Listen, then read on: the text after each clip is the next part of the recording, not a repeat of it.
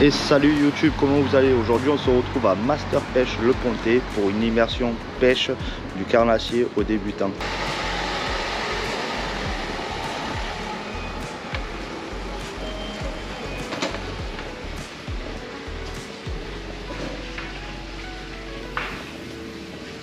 Bonjour Franck. Salut, ça va? Ça va et vous? Ça va. Alors aujourd'hui j'aimerais que vous nous montriez débuter la pêche du carnassier pour un débutant. Alors écoute, moi lorsque j'ai des clients qui viennent et qui démarrent le carnassier, je leur demande déjà certaines informations. La première, ça va être s'ils pêchent du bord, parfois même s'ils sont débutants, ils achètent rapidement un flotte tube et ça va changer dans le choix du matériel et surtout de la canne, c'est-à-dire la longueur. Après, sur la puissance, en général, les gens qui démarrent au carnassier, on va leur conseiller une puissance moyenne, on va dire. Je dirais autour de 10, 30, 35 grammes, 40 grammes maximum. Pourquoi? Pour leur permettre d'utiliser une tranche de leurre dans ce grammage-là qui permet de pêcher tous les carnassiers, c'est-à-dire à partir de la perche, qui souvent sont des petits leurres, le black bass, des leurres un peu plus gros, et le cendre, et pour finir le brochet où en général on va mettre des leurres un petit peu plus gros. Bon, 30, 35, 40 grammes, ça permet déjà de mettre des leurres sympathiques pour le brochet, sans être trop gros, mais suffisant pour prendre du beau brochet. Donc là, ils vont pouvoir, avec cette plage de grammage, pêcher du plus petit carnassier qu'on trouve dans nos eaux, donc la perche, jusqu'au brochet. Donc après, la longueur, je vais souvent conseiller des longueurs entre 2,20 m et 2,50 m pour les pêcheurs du bord. En flotte tube ou en bateau, on peut réduire à 2,15 m, mais normalement jamais en dessous. Après, ça fait trop court et la précision des lancers et les animations sont moins bonnes. D'accord. Donc tu partirais sur quoi comme canne? Alors en canne, j'ai du choix. Évidemment, au niveau des marques, c'est très vaste. Ça peut aller de Daiwa, Shimano, Savage, Sakura et bien d'autres marques. Là par exemple, en ce moment, je propose souvent des cannes Daiwa XLR parce que c'est des très bonnes cannes, très légères, avec une belle action, en ayant, on va dire comme on dit, un prix raisonnable. Et on a des modèles par exemple là, on a une 10-35 grammes. Alors celle-ci fait 2,40 m en deux brins égaux, donc c'est pratique pour l'encombrement, pour les ranger, parce qu'il faut savoir qu'on a des cannes qui peuvent être en manchement au talon, donc beaucoup plus encombrantes. Ça n'arrange pas toujours les gens pour le rangement dans la voiture.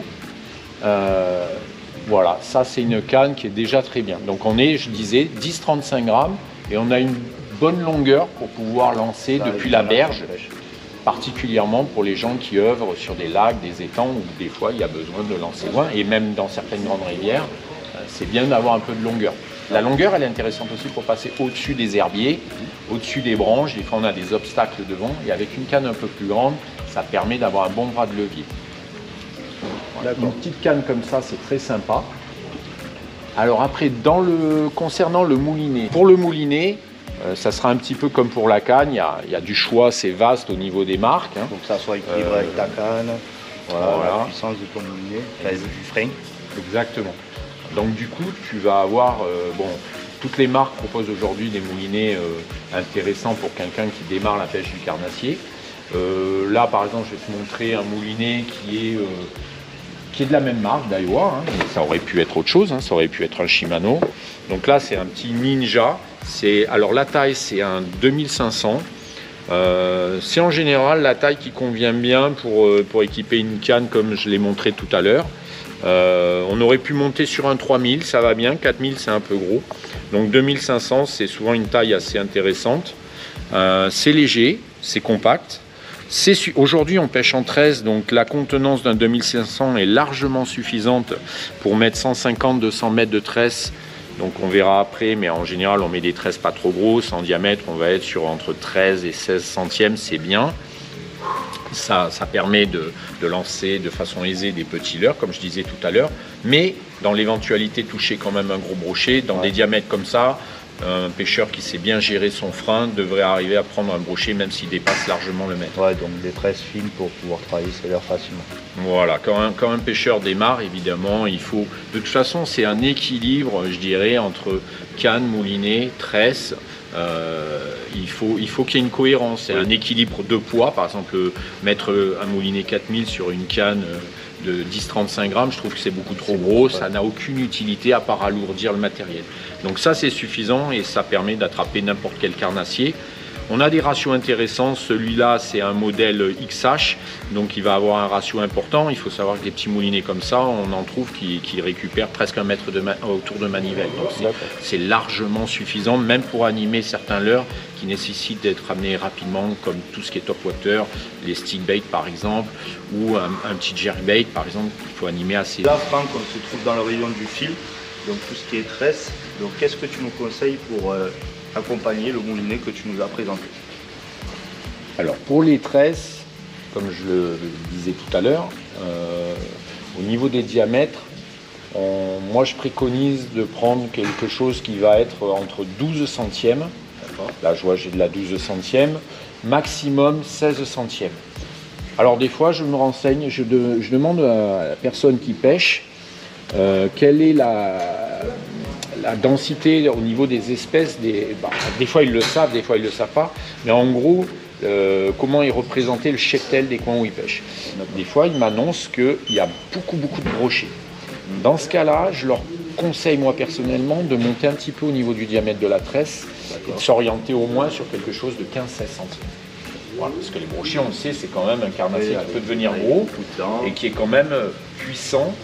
Et donc, s'il y a des obstacles, des arbres, maîtriser un brochet de plus d'1 mètre, par exemple avec une tresse de 10 ou 12 centièmes, des fois on n'y arrivera pas.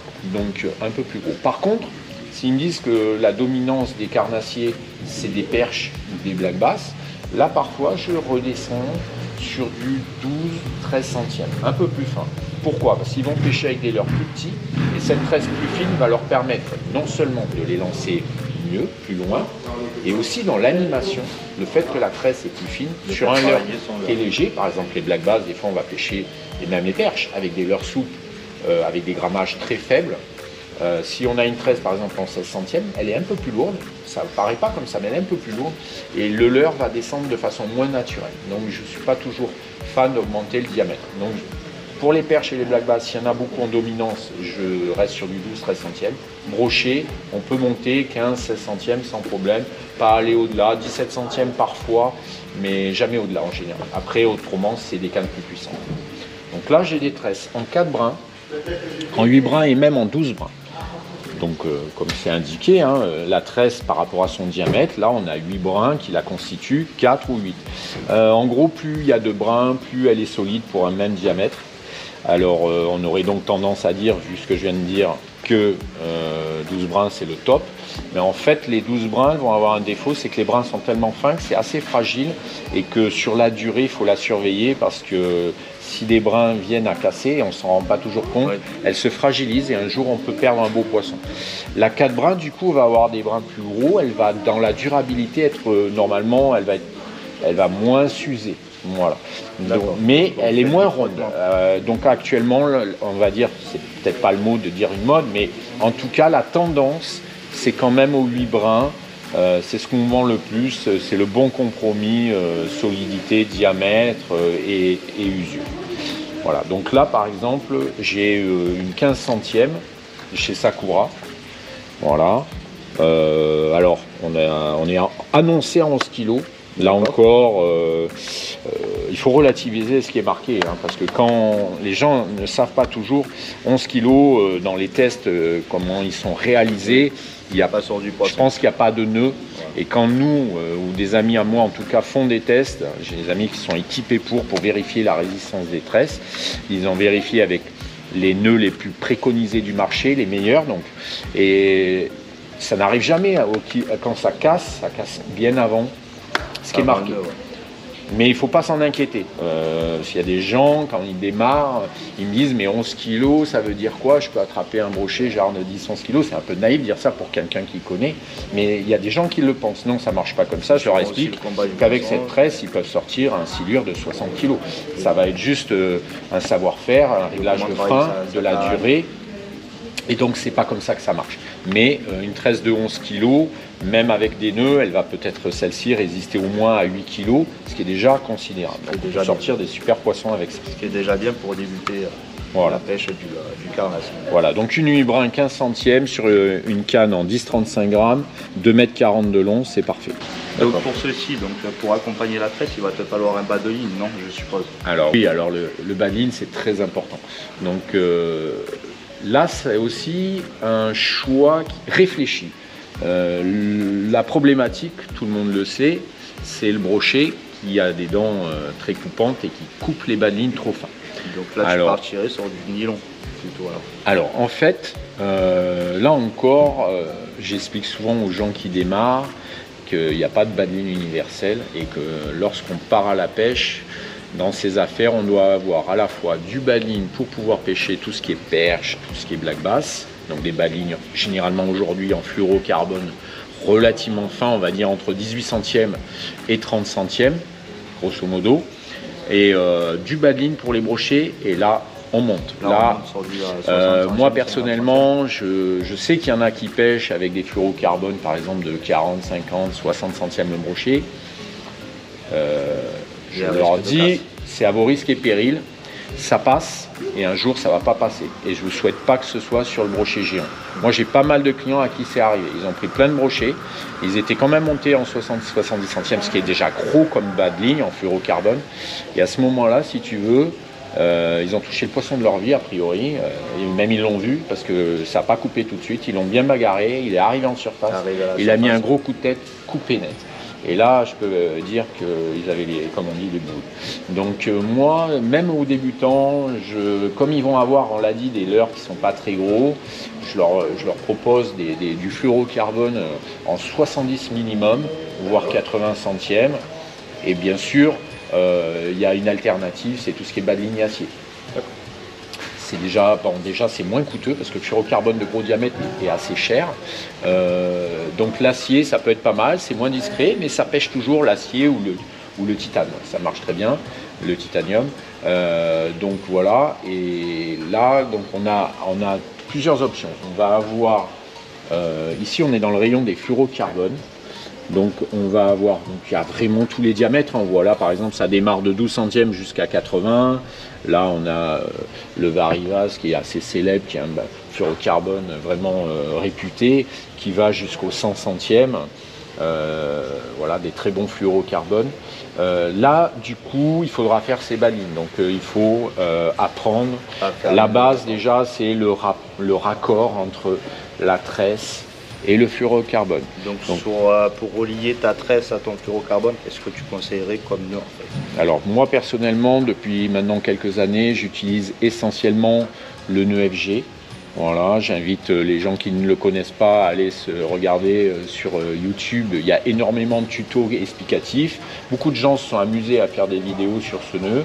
Alors certains avec plus ou moins de talent, plus ou moins d'explications et c'est plus ou moins bien filmé, il faut les regarder. Puis quand on tombe sur une vidéo, c'est bien expliqué, où le visuel est bon, à ce moment-là, eh bien on s'entraîne. Moi personnellement, j'ai vu des gens y arriver assez vite parce qu'il y en a qui ont un peu peur quand ils voient comment le nœud est à faire. Bon, il y a une certaine ligature à faire, répétitif, mais en fait c'est simple. Oui, il y a une appréhension. Voilà. Mais c'est un nœud qui a beaucoup d'avantages. D'abord, tu n'as pas de perdition de résistance, donc tu vois quand moi j'accroche et que je tire, je casse. Je suis accroché dans un obstacle, je ne casse pas au nœud. Donc ça me rassure. Je me dis mon nœud, il est bon. Premier point, et le plus important. Deuxième, tout peut être raccordé. On peut raccorder une tresse de 18 centièmes avec du 90 centièmes, c'est faisable. Donc peu importe les diamètres, ce nœud, on arrive à le faire. Ça, c'est important aussi. Et surtout, comme il n'y a pas vraiment un nœud, c'est un peu comme une ligature, ça se serre, plus on tire, plus la tresse se serre sur le bas de ligne. La façon dont c'est fait, ça passe bien dans les anneaux. Donc, moi, personnellement, je pratique un petit peu toutes les pêches, que ce soit en mer ou au carnassier. Donc de temps en temps, j'ai des gros bas de ligne. Et ça, c'est intéressant de pouvoir le passer dans les anneaux sans que ça bloque. Alors qu'avant, je faisais des nœuds comme le nœud en 8, qui est un nœud assez intéressant aussi pour ce type de montage, de raccord. Mais par contre, qui passait pas trop bien sur les gros diamètres dans les anneaux. Ça faisait un petit bruit, c'est pas agréable, c'est gênant au lancer. On a toujours peur d'abîmer sa canne. Donc voilà, le FG, il est juste parfait. Une fois qu'on sait faire celui-là, on oublie le reste. On fait celui-là à vie, à mon avis. Il y a un nœud à savoir, c'est celui-là. Voilà. Donc après, souvent les débutants, pour faire les nœuds, et justement de ça, ils ne sont pas toujours à l'aise. Donc l'avantage dans un magasin de pêche, c'est qu'on trouve aussi des bas de ligne tout près. Donc on va aller voir un petit peu plus loin les bas de ligne tout près. Donc là, Franck, là tu nous as amené dans le rayon des bas de ligne. Donc là, tu vas nous expliquer ce que tu viens de nous expliquer avant avec ton fluorocarbone et ton nylon.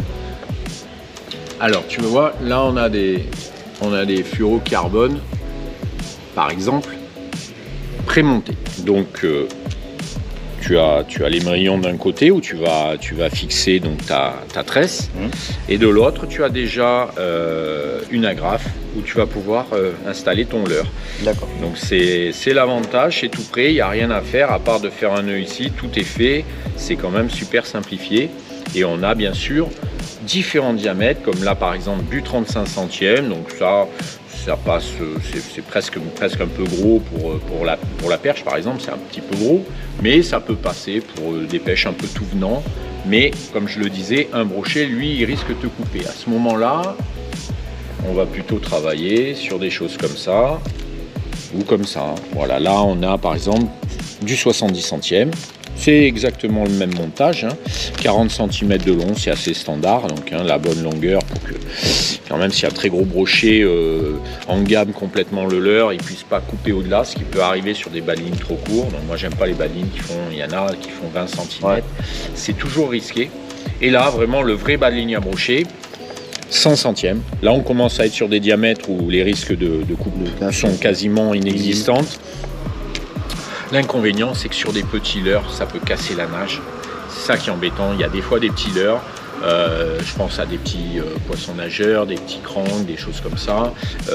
Surtout même les minots. Moi, j'ai tout ce qui est petits poissons nageurs à bavette courte qu'il faut twitcher. Je suis pas fan parce que ça casse la nage. Et alors là, c'est le dilemme. Oui, mais là, je pêche un con, il y a des brochets. Qu'est-ce que je fais? Les gros bas de ligne, le leurre nage mal. Ben, on peut effectivement réduire à mettre du 60, 70. On a un bas de ligne un peu plus souple, moins lourd aussi, et le leurre nagera mieux. Et on accepte l'idée que peut-être un jour, on perd un brochet, pas forcément d'ailleurs des gros, parce que je parlais de gros, mais un petit brochet de 40 cm à les dents très acérées, très peu espacées. Et le bas de ligne, s'il se met au milieu, ça fait effet ciseau en fait, comme un ciseau, et tu te fais couper par un petit brochet. Ensuite, on a, j'en ai parlé tout à l'heure, on a les bas de ligne acier ou en titanium. Bon, c'est la même chose sur le principe, évidemment, émerillon, une agrafe au bout pour mettre le leurre. Donc là, on peut avoir un avantage, on retrouve la souplesse. Oui. Là, c'est du titanium, c'est assez souple, c'est assez fin. Par contre, évidemment, tout ce qui est métal, le brochet, les dents, impossible à couper. Donc là, zéro risque. Par contre, eh bien, on le voit, par rapport à du fluorocarbone.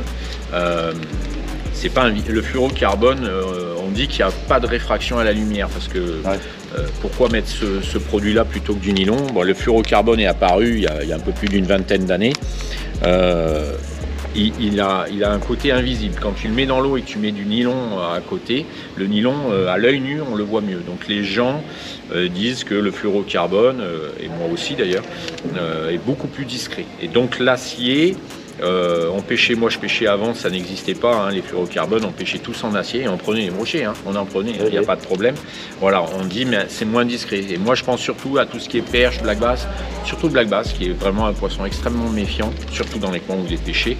Bon, c'est vrai que l'acier, voilà, quand il y a du black bass et du brochet, mettre de l'acier, oui, mais on va peut-être quand même avoir pas mal de refus sur les black bass qui auraient été intéressés par le leurre et il voit le bas de ligne et il va refuser de saisir le leurre. Tu nous as amené dans le rayon leurre, donc là, qu'est-ce que tu vas nous conseiller donc, pour aller avec la canne, le moulinet et la tresse? Alors au niveau des leurres, là encore souvent je questionne les pêcheurs pour savoir ce qu'il y a le plus dans leur plan d'eau ou leur rivière. Pourquoi? Parce qu'il y a quand même des leurres qui vont tendance à être vraiment efficaces sur le brochet, mais si on va pêcher un endroit où il y a du black bass, on va s'orienter sur d'autres types de leurres. Par exemple le black bass, on va plus être sur du leurre souple du style des crocs, des écrevisses, des créatures, des worms, des vers, des formes de vers, des grenouilles, des frogs. Voilà, ça c'est des leurres typées black bass, ça n'empêche pas de prendre du brochet, mais c'est quand même plus des leurres à black bass. À l'inverse, un spinner ou un chatterbait sont des leurres qui prennent du black bass également bien sûr, mais qui vont avant tout être des super leurres à brochet. Donc s'il y a toutes les sortes de carnassiers, je leur fais un panel de ces leurres. En fait, il aura quelques leurres à black bass, quelques leurres à brochet. Après, il ne faut pas oublier la perche, parce qu'il y a des leurres très typées pour la perche, comme les lames vibrantes par exemple. On ne va citer que ça, ou les spintails, petite leurre en plomb avec une petite palette derrière. C'est des incontournables de la perche. Et n'oublions pas aussi le cendre. Alors le cendre, c'est évidemment globalement plutôt du leurre souple, tout ce qui est grub et shad. Voilà, leurre souple, c'est la base du cendre. Même si on peut prendre des cendres à plein d'autres leurres, ça reste la base. Voilà, donc là on a quelques exemples que je conseille. Donc souvent un leurre pour débutants qui est vraiment quand même redoutable, c'est le chatterbait. Donc surtout que tu nous as présenté une canne en 10-35. Donc, voilà. Donc il ne faut pas que tu ailles au-delà de 35 grammes, donc c'est ça. Voilà, donc là par exemple celui-là, le chatterbait là il fait 21 grammes. Donc voilà, ça c'est vraiment un leurre pour moi dans la base, facile à utiliser, on peut le ramener sans trop d'animation linéaire. Il nage tout seul avec une petite nage erratique qui va très très bien. Ça séduit énormément de carnassiers différents, mais le brochet particulièrement. Alors souvent on l'agrémente moi j'aime bien rajouter un petit leurre souple à l'arrière, ne pas l'utiliser tel quel. Ouais, et là on peut laisser son imagination et son choix travailler, parce que tout est possible. On peut mettre un petit shad, on peut mettre un petit grub, on peut très bien mettre une petite écrevisse, tout est possible. Et alors aussi un choix de couleur, se faire plaisir, tester. Donc là on peut rester sur la tendance du leurre, choisir un leurre souple qui va être plutôt coloris jaune chartreuse. On va peut-être mettre à la place un leurre rouge pour contraster, voire même très sombre, noir par exemple, chose que pas grand monde fait et qui est pourtant redoutable. Voilà, ça c'est un super leurre que la plupart des débutants ont dans leur boîte ou doivent avoir. Dans la même lignée on a le spinnerbait. Donc c'est un petit peu le même état d'esprit, c'est-à-dire qu'on a une tête plombée, un hameçon simple, on a là 2 palettes, il pourrait y en avoir qu'une. Là encore c'est un leurre redoutable pour le brochet. C'est des leurres souvent anti-bredouille quand il y a une bonne densité de brochet. Facile à utiliser pour un débutant parce que pas d'animation particulière. C'est vraiment un leurre redoutable. Ça prend aussi du black bass. Surtout les endroits où le black bass n'a pas trop été pêché, c'est très bon. Par contre, s'il y a une grosse pression de pêche, il perd un peu de son efficacité. Les black bass, tout ce qui est métallique, après, ils finissent par se méfier un petit peu. Et donc, l'avantage des deux palettes? C'est un leurre qui fait beaucoup de vibrations, hein. C'est basé sur le principe de la sacro-sainte cuillère, hein, qu'on utilise depuis plus de 70 ans pour le brochet et les autres carnassiers. Donc là, la palette, voilà, sur son axe, 2 palettes pour double au niveau des vibrations, tu as 2 fois plus de vibrations et l'aspect visuel aussi. Voilà, là encore, le spinnerbait, pareil, peut s'utiliser tel quel, mais on recommande souvent de mettre ce qu'on appelle un trailer derrière, donc un petit leurre souple qui va améliorer la nage et le côté visuel et faire plus de volume. Très très bon leurre, petit inconvénient, il ne se lance pas toujours très bien quand il y a du vent, mais sinon c'est un leurre vraiment redoutable. Et précision, c'est des leurres qui ne s'accrochent pas trop dans les endroits où il y a des obstacles. Herbiers, surtout je pense aux branches. Tous les gens qui démarrent la pêche, souvent démarrent, n'ont pas de bateau, n'ont pas de flotte tube, pêchent du bord. Et c'est vrai que bon, quand on démarre, on n'a pas encore l'expérience, on ne connaît pas forcément toujours parfaitement les coins de pêche et on s'accroche. Et bon, c'est bien d'avoir des leurres qu'on ne perd pas trop, quoi. Alors là, tu vois, on a ce qu'on appelle le chat d'Apalette. Donc ici c'est le fameux Divinator. Ça a été vraiment le premier leurre qui est sorti dans le commerce sur cette forme-là. Maintenant il y a d'autres marques qui en proposent bien sûr. Donc c'est un leurre souple avec une palette à l'arrière, palette feuille de saule. Donc voilà, c'est un leurre souple assez basique hein, quelque part. Un hameçon simple au-dessus et un triple en dessous. Ça c'est aussi incroyablement redoutable sur les brochets. Moi, pour moi, c'est vraiment un leurre à brocher. C'est incroyable. Ce leurre est vraiment fabuleux et il est intéressant parce qu'on peut l'animer de plusieurs manières. On peut l'animer soit en linéaire, donc on lance et on ramène de façon régulière et lente, avec parfois peut-être suivant les profondeurs des arrêts pour le laisser un peu descendre et ensuite on continue la récupération pour toujours naviguer à la bonne profondeur, ou alors en traction. La traction, ça, il y en a qui ne le savent pas toujours. Donc des grandes tirées, presque comme si on ferrait un poisson. Oui. Donc on tire très fort vers l'arrière et on le laisse retomber et l'attaque aura lieu à la descente.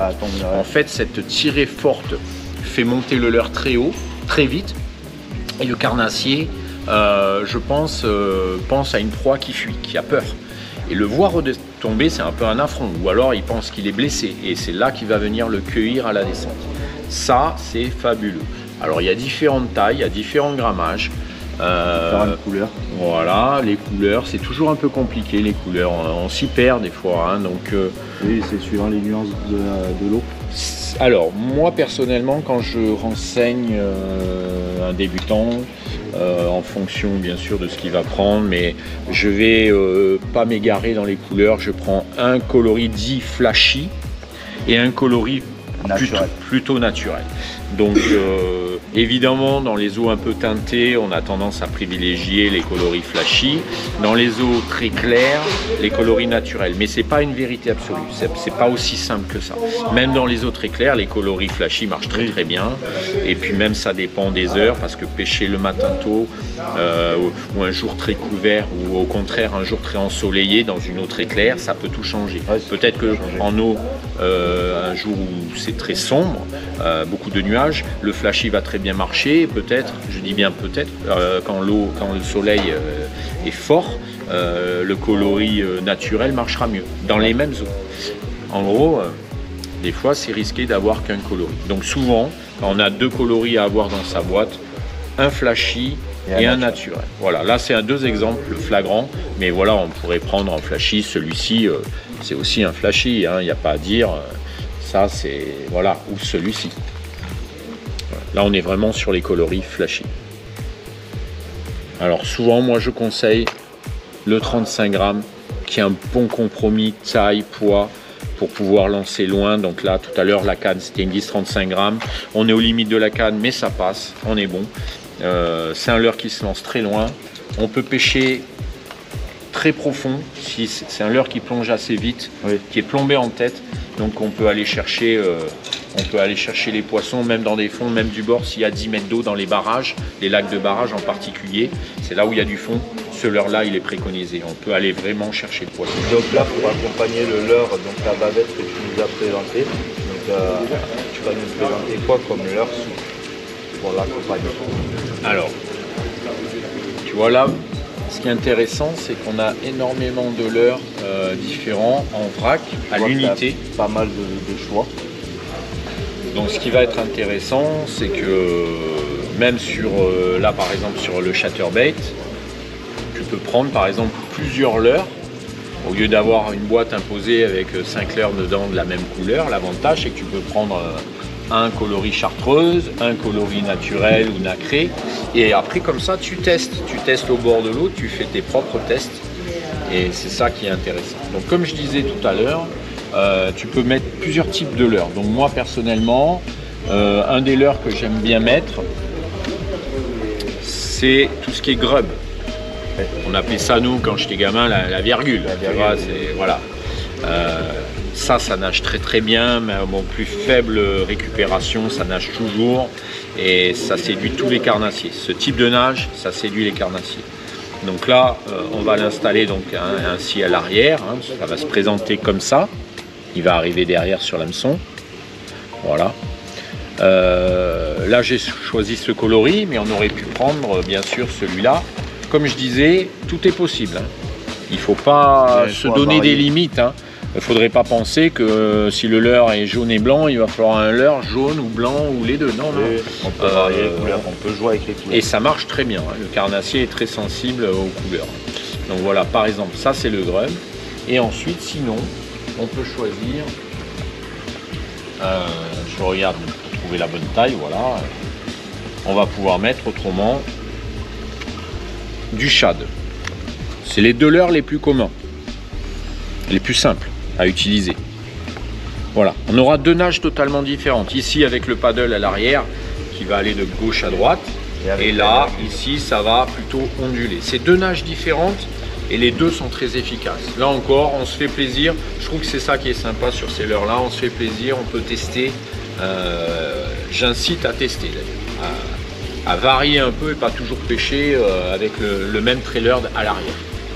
Ouais, c'est surtout varier ses pêches et avoir une boîte assez variée avec un choix de leurres assez différent dans ce type de pêche. Voilà, mais c'est vrai que je reconnais que c'est pas toujours évident. Il y a tellement de leurres sur le marché de faire son choix, mais l'expérience nous montre que même s'il y a des valeurs sûres, il y a des jours où un leurre sort du lot sur un poisson donné.